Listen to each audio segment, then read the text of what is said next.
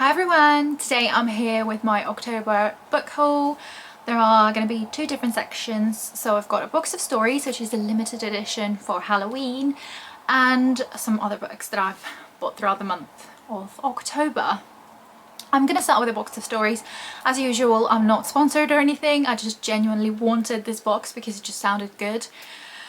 And I just decided to get it, and I'm really pleased that I did. I also don't know whether everybody got the same books or not too sure, but I have already opened it, so I do know what's inside, but I just kept it in a box and thought I'd share that with you. So the first two little additional things that I see is this beautiful bookmark. I actually really like it. Please focus camera, I've got shaky hands, but I think it's really pretty. It is just like paper one, but it's slightly thicker paper than normal, and I do really like this one. And we've got this pretty thing, and it says, "Congratulations on grabbing your very own special edition Halloween box by a Box of Stories. We have curated this exclusive one-off box to level the thrill up this Halloween. In this box you can discover 4 new chilling stories from genres like horror, paranormal, gothic and ghosts that you may have never known before, while saving the books from mysteriously disappearing forever. We have also added a bonus treat in the box, a bookmark made from recycled paper to mark the page that last haunted you." This is just a cute little thing, and I do quite like the little bookmark as well. I think it's pretty. But what I've realised when I opened the box, there weren't actually 4 books in there, there were 5, which is a nice surprise. I don't know whether everybody got 5 or 4, I'm not too sure, but I got 5. So the first one is The Silence of Herondale by Joanne Aiken. Sorry if I butchered the name, but like it says, it's a classic novel of gothic suspense. I think it was published in the 20th century, 1964 I want to say. Yeah, I think it's 1964. So it's a little bit of an older one. It's quite a short one, so that's why I'm thinking maybe that's why they decided to put 5 books in there instead. I think in this book haul there's going to be a lot of me trying to read the blurbs, because some of them just sound so sinister if I read them out loud. "A child in danger, an isolated house in the depths of winter, and a killer on the loose. Snow-covered fields and moors stretch away on all sides of Herondale House. Despite rumours of an escaped killer on the run, Deborah Lindsay knows what she must control: her fear. She has a young charge, 13-year-old prodigy Kareen, to care for. But the isolated Yorkshire farmhouse already holds the terrible secret of one death, and after an increasing number of sinister accidents, Deborah begins to wonder how long it will be before evil strikes again." It sounds really cool and creepy. I also do really like the cover. I think it's really like pretty. To me, that's a pretty cover.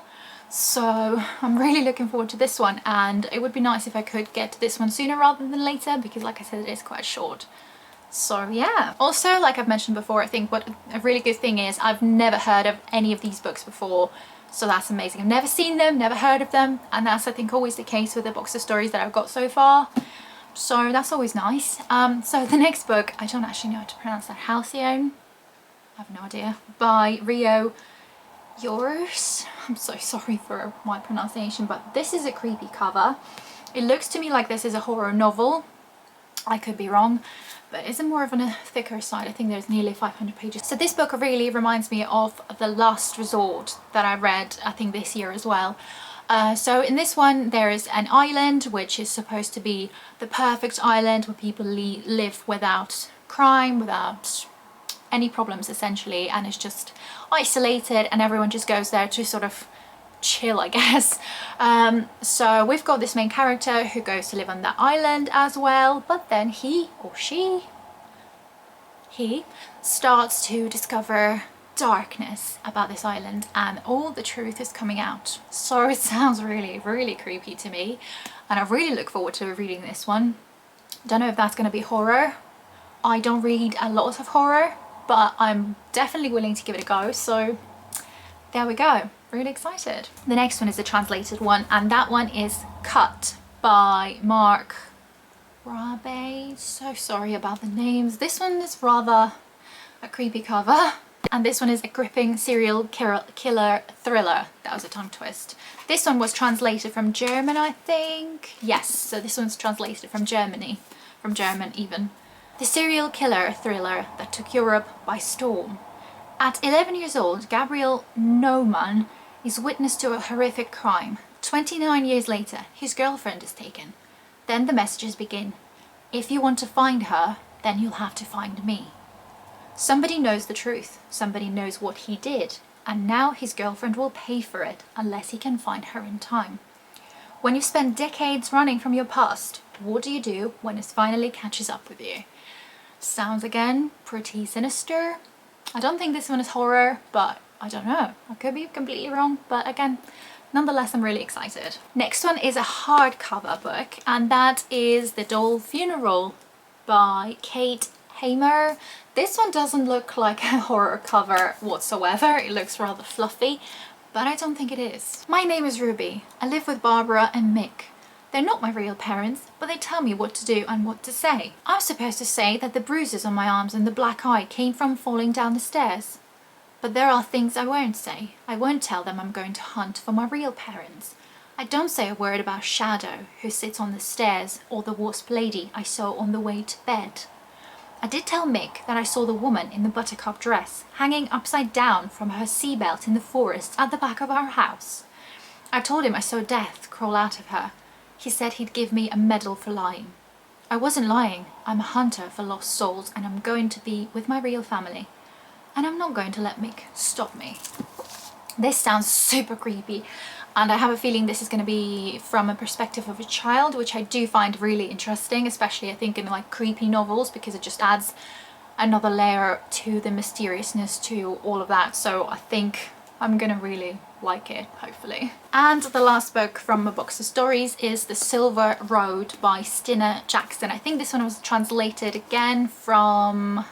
This one was translated from Swedish, so that's exciting. Another translated book on my bookshelf. So in this story, we follow two main characters. One is a father whose daughter went missing in the remote part of northern Sweden, and he goes there to investigate, I'm thinking, what happened. But then we also follow another main character who is the age of his daughter, and she goes there to just have a bit of a break from her normal life and things like that, and somehow their fates intertwine and things happen. So I don't know whether it's going to be really creepy or what, in which way their fates are intertwined. I have no idea, but I'm very willing to find out because it sounds really creepy. So yeah, that was the box of stories, and now let's move on to different books. So there were a few pre-orders that I had, and there's quite a bit of middle grade, creepy middle grade. So I'm gonna leave the creepy middle grade till the end, but I'm gonna talk about other books right now. So one of the books is Shadowborn Academy Year 1 by G. Bailey and Scarlett Snow. So this one I did buy just specifically to read for the challenge for one of my characters' traits for the Magical Readathon that G was hosting. I will leave the link to it down below. You can read the books until April next year, so that's why I bought it, hoping to read this one. I don't know a lot about this one. I've never heard of this before until I just searched for fairy books on Goodreads. That's why I'm reading it, by the way. I didn't say, because my character is a wilding, and for that I need to read a book with fairies in it. So I've picked this one. I actually really like the cover. I think it's really pretty. Really like it. But yeah, so this one is set in a academy where people are learning dark magic, I'm guessing, and it's got to do with dark fairies. Pretty much all I need to know. It sounds really good to me. I like the cover.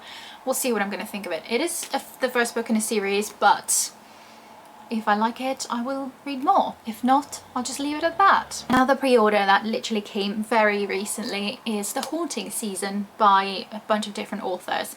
So we've got Laura Purcell, who I love. We've got Bridget Collins. Didn't love the, what was it called? The Binding. Didn't like that one. Then we've got Elizabeth McNeil, who's one of my favourite authors. Then we also have Natasha Pulley, that I've not read anything by her, but all of the books that I've seen so far just sound really good to me by her. And also Jess Kidd. I read Things in Jars by her and really enjoyed it. So, and there are a couple of other authors as well that I've not read anything from before, but I'm really looking forward to this one. And also, look at this. This is so pretty. I love when booksellers go that extra mile to add something to the book. But this is, like I said, is basically ghostly tales for long winter nights. So I'm really looking forward to it. There are 8 authors, 8 different short stories. This is on my November TBR. If you haven't seen that, that will be down below as well for you to check out. But I'm really, really, really looking forward to it. The next one is another pre-order that just joined me yesterday, and that is Midnight in Everwood by M.A. Kuznier. I really like the cover again. It's really pretty, and this is pretty as well. Also on the inside, how pretty is that? And this one is an exclusive Waterstones edition with bonus content. I'm not quite sure what the bonus content is, but I'm gonna find out. But I really, really like the cover. I'd like to get to this one this winter, but we'll see if I can. I genuinely don't remember what this book is about, so I'm gonna have to read you the blurb, and it's gonna remind me as well, because I pre-ordered it a very long time ago. Nottingham, 1906. Marietta Stell longs to be a ballerina, but as Christmas draws nearer, her dancing days are numbered. She must marry and take up her place in society in the new year. But when a mysterious toy maker, Dr. Drosselmeyer, purchases a neighbouring townhouse, it heralds the arrival of magic and wonder in Marietta's life. After Drosselmeyer constructs an elaborate theatrical set for her final ballet performance on Christmas Eve, Marietta discovers it carries a magic of all of its own, a magic darker than anyone could imagine. As the clock chimes midnight, Marietta finds herself transported from her family's ballroom to a frozen sugar palace, silent with secrets in a forest of snow-topped fir trees. She must find a way to return home before she's trapped in Everwood's enchanting grip forever. In the darkness of night, magic awaits, and you will never forget what you find here. This sounds very magical and very like properly perfect for winter time, winter nights. So really looking forward to this one. My last pre-order, slightly different in vibes and everything, but that is Daughter of the Deep by Rick Riordan. I read his Percy Jackson series and enjoyed it. This one did sound really interesting to me. I think it's a YA rather than middle grade, but I could be wrong. I like the cover. It's really reflective and everything, but I do really like the cover. It's purple on the inside, and my edition has a signed bookplate, which is really exciting. Anna Dakar is a student at Harding Pencroft Academy, a school that trains the best underwater explorers in the world. Generations of Dakars have attended HP, and Anna hopes she has what it'll take to succeed. Her worries are blown out of the water though when she witnesses a tragedy that will change her life, because it turns out Harding Pencroft and its rival school, Land Institute, have been fighting a cold war for 150 years and it's just turned hot. Pursued by enemies, Anna learns her family's ties with Harding Pencroft go deeper than she ever imagined. Back to her not-so-fictional ancestor, the legendary Captain Nemo. Land Institute will stop at nothing to acquire the secrets of Nemo's technological genius. Only Anna and her class of half-trained freshmen stand against them. And with her enemies seemingly always one step ahead, can Anna trust anyone but herself? Sounds kind of cute. I'm really excited for this one as well. So yeah, and I do enjoy Rick Riordan's, sorry, I don't know how to pronounce his name, sense of humour, so I'm hoping I'm going to really enjoy this one. Now to 6 of the middle grades. One of them is not actually creepy, so I'm going to start with that one. So the first one is The Unexpected Tales of Bastian Bonlivre, sorry if I said that wrong, but it's by Claire Povey. I can't tell you why exactly I bought this one. It doesn't really, it's not something I normally read, but I feel like I was just in the mood to buy a bunch of different middle grades and maybe it popped up as a recommendation whilst I was buying it, I'm not sure. The open door felt like an invitation or a trap. With no other choice, Bastian stepped inside and hoped he'd make it out alive again. Bastian Bonlivre is a boy with a big imagination, determined to finish the story his parents started. Olivier Audix and his villainous brothers are masterminding their greatest plot yet. What connects these two stories is a dangerous secret, a hidden mystery, and unexpected race across Paris for the truth. Can Bastian and his friends, Alice, Theo and Sammy, be brave enough to stop Olivier stealing the ending they deserve? Sounds cute and interesting. So there we go. The next two, they are part of the series. So it's these two. So we've got The Haunting of Evelyn Jones and The Bewitching of Evelyn or Evelyn Jones. I've read both of them, to be honest. They are great. I feel like they're genuinely proper creepy middle grade books, especially this one. There were quite a few scenes that I was so freaked out.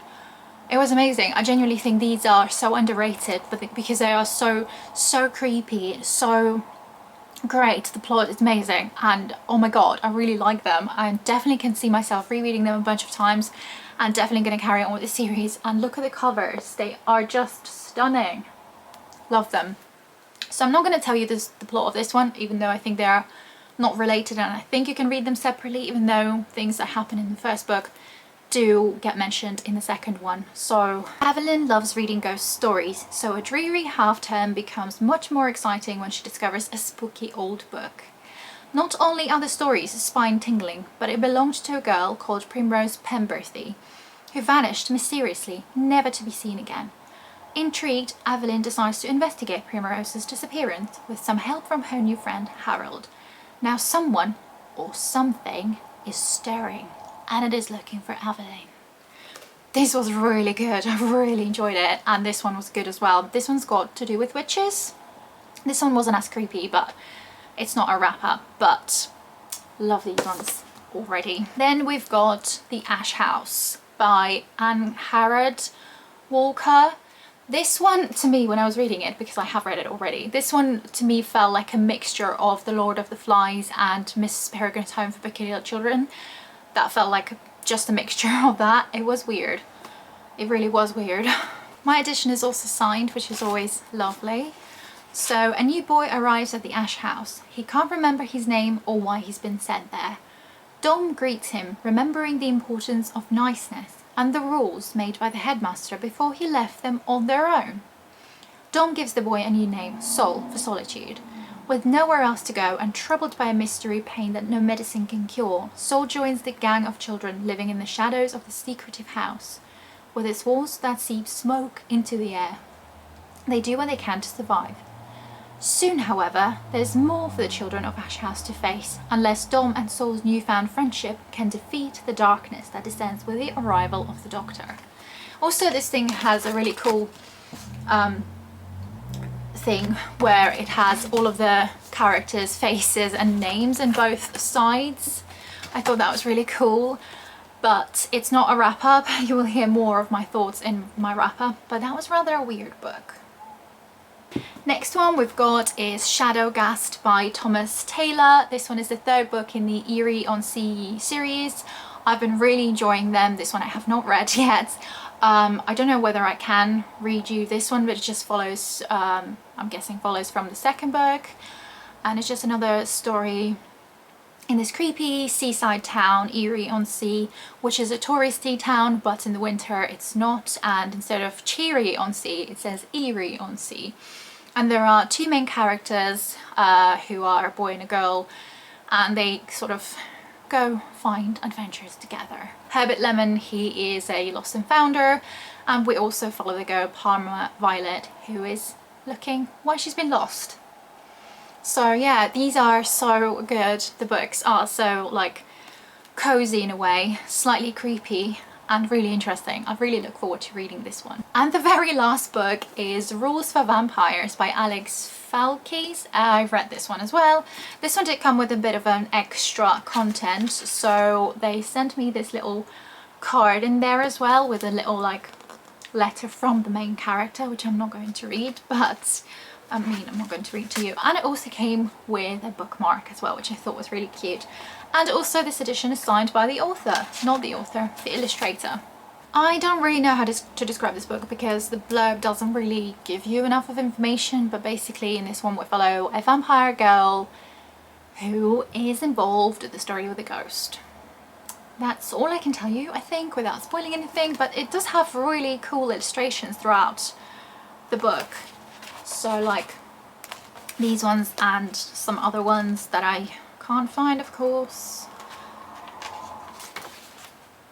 and things like that. So yeah, it was cute. But yeah, these are all of the books that I acquired in the month of October, which is rather a lot because it's 15. But I also read a few books in October and hoping to read a couple more, but until the end of the month, which is tomorrow.